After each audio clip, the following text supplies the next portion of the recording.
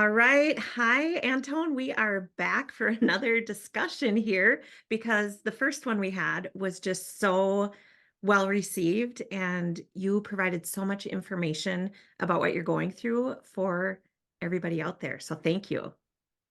Yeah, that was a lot of fun last time. Let's do it again. Yeah, it really was. And you're so open and honest. And I think that resonated with people to see what it's like to be given a diagnosis like autism at age 53. We keep putting our age out there, and that's okay. We're proud of our age, right? We've come a long Right. way. Yep, So exactly. you have a really exciting day coming up this weekend. Do you want to let everyone in on the good news? Yep. So my book, which is right here, From Turmoil to Triumph, is finally done. And the book release party is this Sunday. So if anybody's in the Duluth area, there's a little cafe called Wusso's Cafe, 3 to 5 this Sunday. We're having a book release party. So everybody is welcome to come, and there's going to be some food and drinks and stuff, and should be a really good time. I'm nervous, but it should be a really good time. Well, that's what I was going to ask you.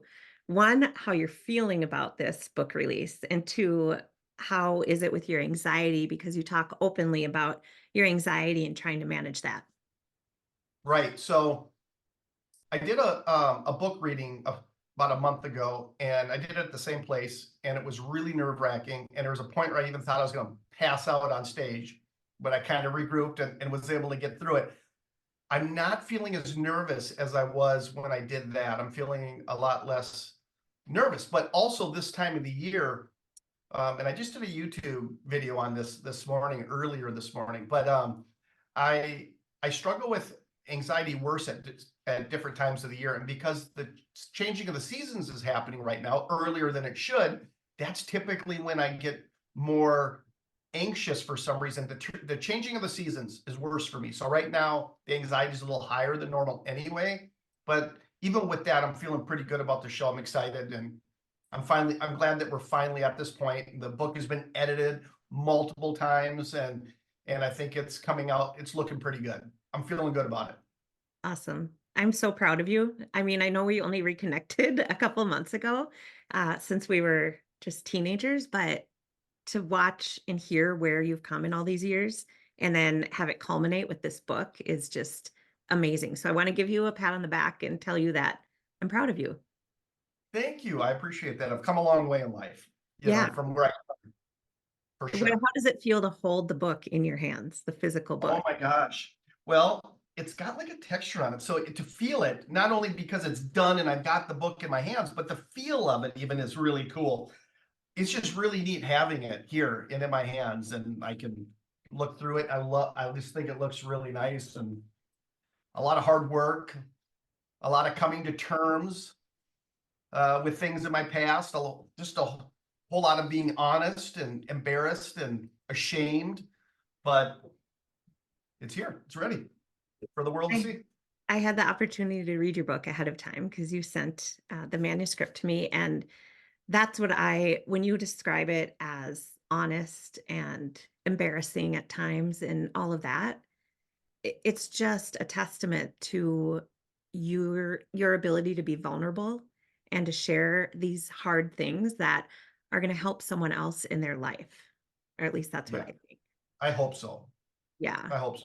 Well, I Not can't that wait many to years get my ago. physical copy. Oh, sorry.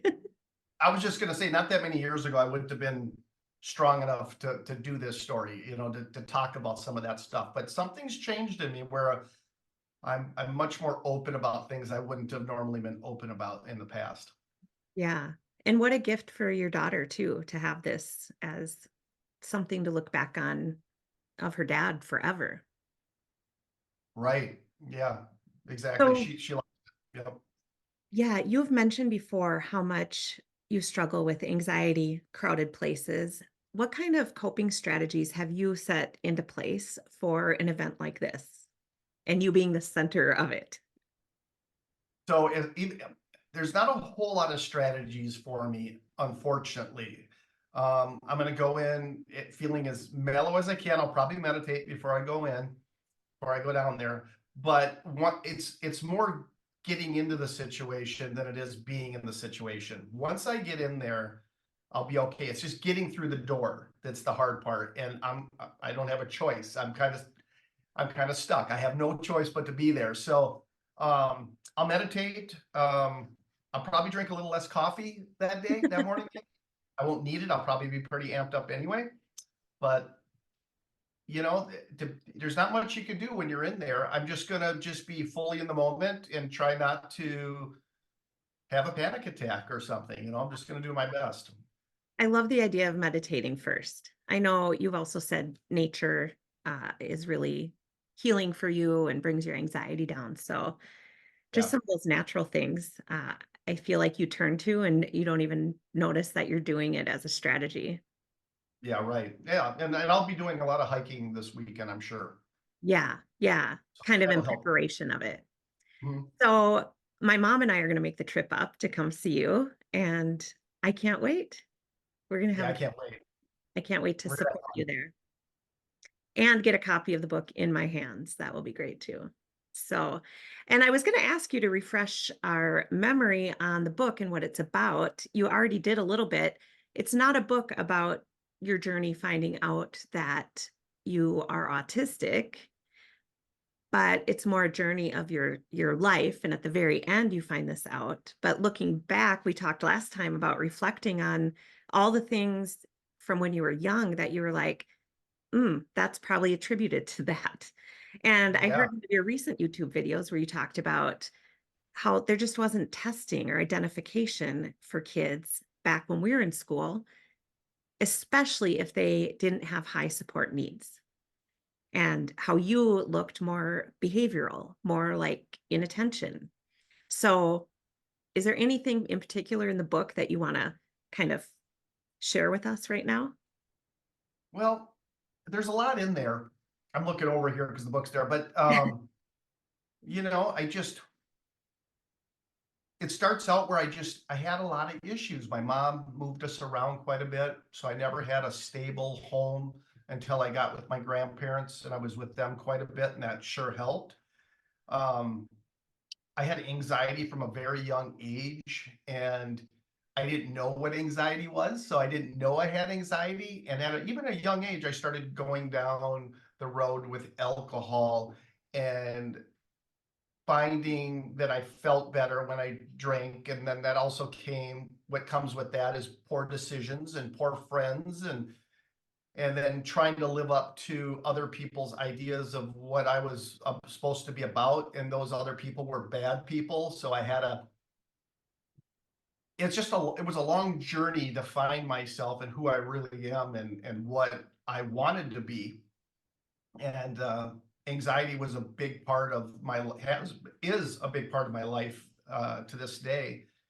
And even with all that, I was able to start a company, really turn my life around. The company got very large, and I started medication for my anxiety, and then wanted to get more into who I was and learn more about myself. I had some testing done at a place in Minneapolis.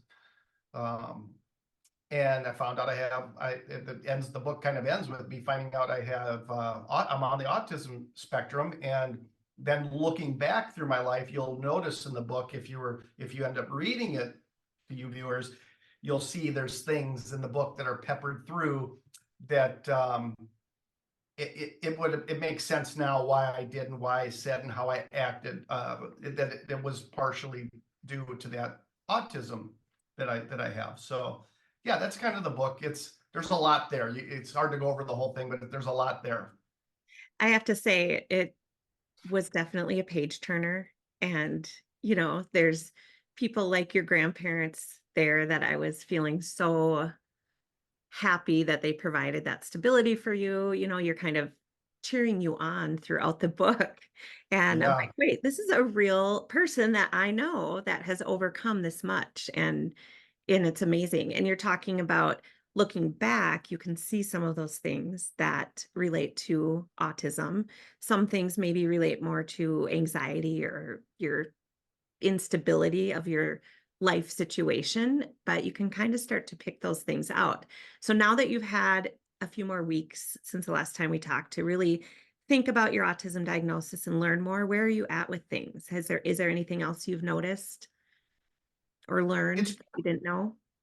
well, I'm learning little things all the time. Um, and it was tough when I first was diagnosed. It was emotionally kind of hard for a minute. But since the diagnosis, I've kind of fell into the role of, okay, this is who I am, and that's okay. It hasn't changed me. I'm still the same person as I was before the testing was done. And if anything, it's given my wife a little bit more knowledge about why I do the things I do and the way I do them. And she's always been super supportive anyway, and very good about my little quirks and things I do. But now it's made her even more understanding, that I have these things now that she knows what's causing it. Yeah. Yeah, definitely. And what were some of the Self-talk. things that you have learned that you were surprised to learn that were related to autism, like behaviors, thoughts, feelings, characteristics, things that you notice maybe even in yourself where you're like, oh gosh, I would have never known that was autism before. So right now, even in this interview that we're doing here, I want to kind of go like this. I want to Oh start to yeah. rock a little bit, but I'm holding that back. And that's something that I've done when I get a little nervous. Another thing is I like to go down rabbit holes, and it's usually on something, could be eBay or something, and I'll want to get something. I want to get them all. I want to collect, and I'll do that. And so I go down this massive shopping thing for stuff that I think I need and it's going to change my life and doesn't do. I read that that could be due to my autism. And then hyperfixation, which also is part of that I just talked about. But hyperfixation, I get into something and I can't let it go. If I have an interest in it, I'm going to be completely knowledgeable in all aspects of it, because I'll make it my life mission to research it and find out more and more and more. And that's also what I'm kind of calling it now, my superpower. I didn't used to say that because I didn't realize that's what I was doing. But it's kind of my superpower, and it's because it's that probably was the driving force of me being successful in the company that I had.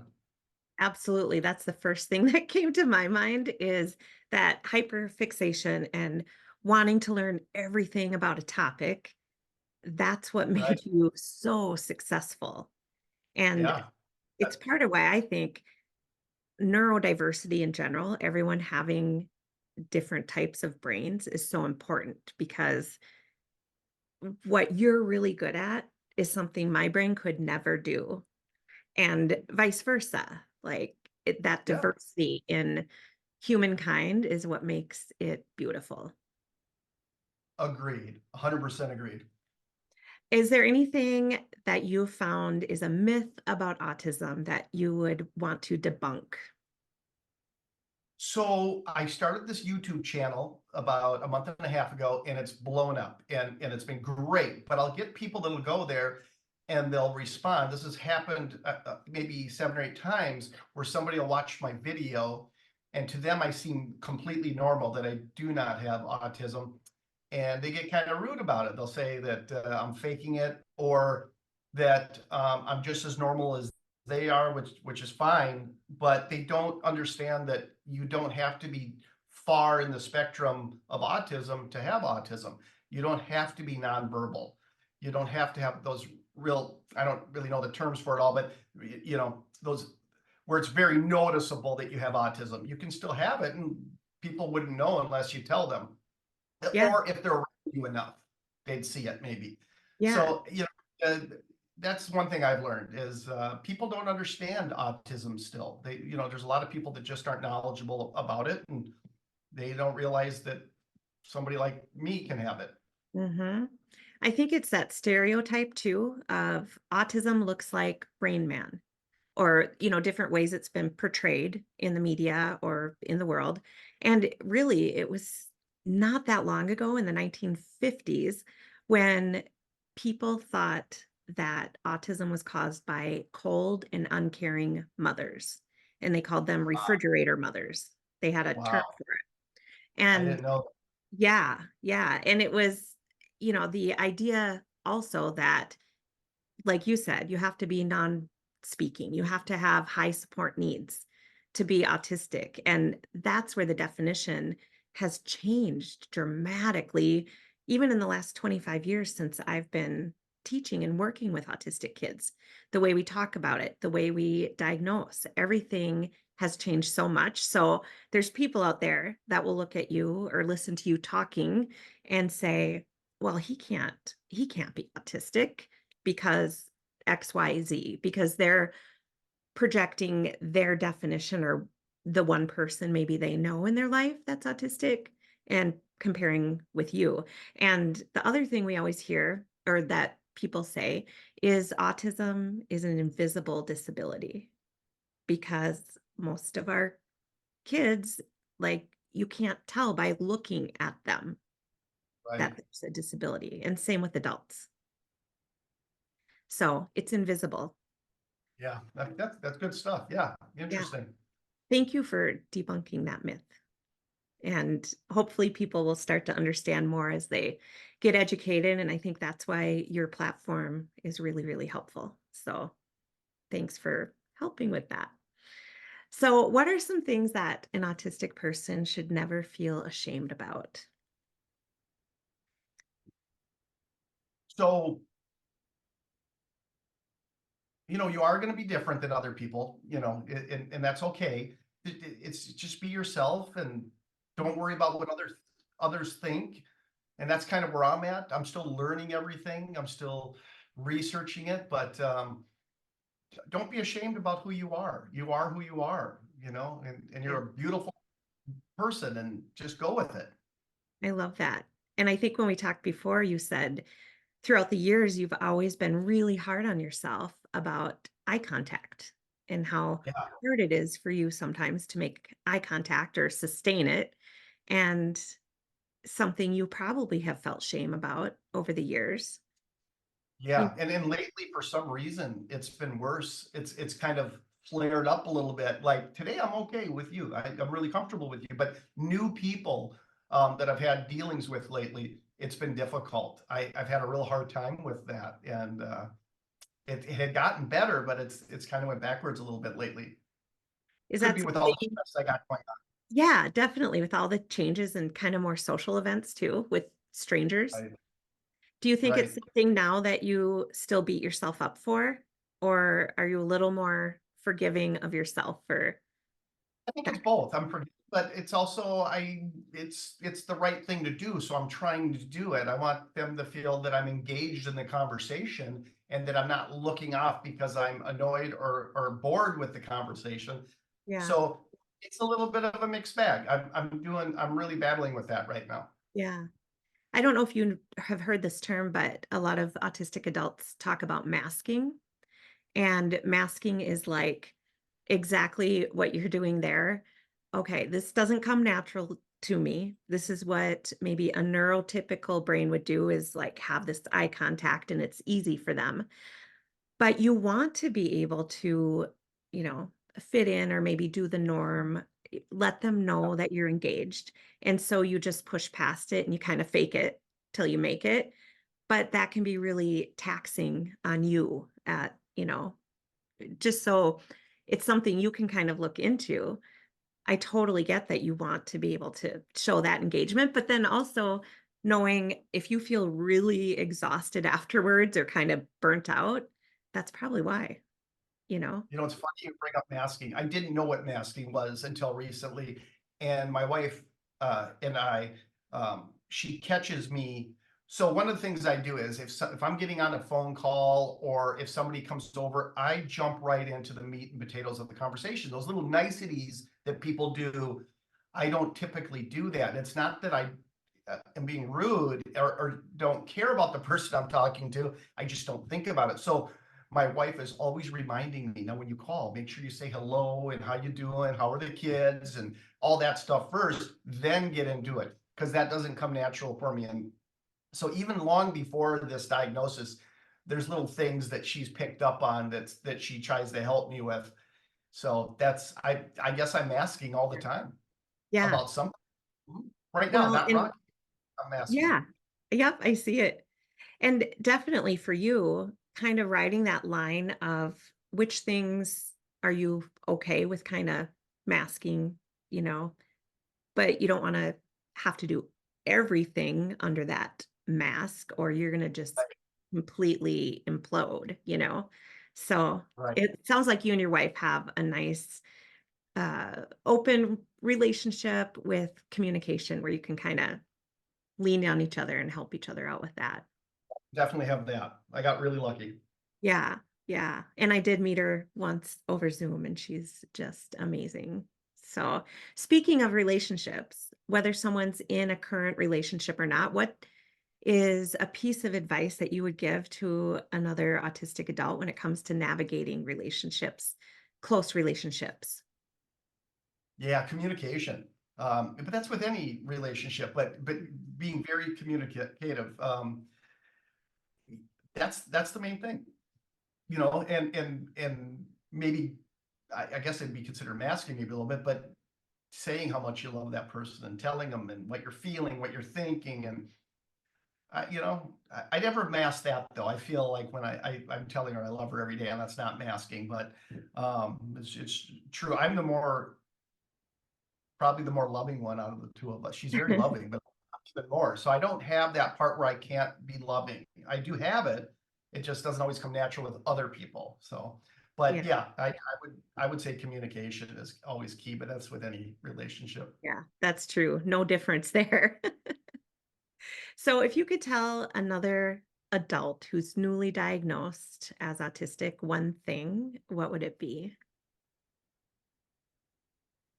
Newly diagnosed, that you're the same person that you were before you were diagnosed, because that was a big deal for me when I first was diagnosed. It hit me kind of hard, even shed a tear. I remember, well, I was on a Zoom call with the lady that told me. But I would just say you are who you are. That diagnosis doesn't change that, but what comes with it is more understanding of who you are and why you do the things you do or don't do in some cases. Just be who you are. You're the same. It doesn't change that. That's perfect, actually. That's such a great way to kind of end our conversation about this. I know we'll be talking again in the future, but you know, I- I've seen that on the 3-year-old end where we're talking to a parent about their child and bringing up autism for the first time and it's really hard for a parent of a 3-year-old to hear that sometimes and just for them to know it's the same little cutie that you came in with. It's just these differences or learning styles can just help us understand that child more and meet their needs better. So, in Yeah. looking back when you were young, that would have been helpful at that time, but what a gift to know now those things about yourself. Oh, it's great. It's been amazing having the diagnosis. It really has. I've embraced it at this point. I've Yeah. embraced it and go to my channel. I talk about it. I'll Mhm. probably do a video today, another one. I've already done one. So I'm very active with the YouTube channel. So, but Yeah, yeah, for sure. definitely subscribe to Anton's channel because it is, a dose of honesty, reality, and openness every time he posts a video. So, remind everyone where they can find and buy your book. So I have a website, antondabbs.com, ANTONDABBS.com. I'm sure that'll be at the bottom of this video. And there's a page there for purchasing the book. And I'm sure Tara will also put my social media stuff up. Please subscribe to me. And if you have any questions, reach out to me. I answer everybody's questions. I'm not too busy that I get to everybody That's awesome. I love it. All right. Well, thank you. And we will be back together another time in the future. this Sunday. All right. Oh, See you. yeah. In person. We'll have to put something on social media. Awesome. All right. Thanks, Anton. Thank you.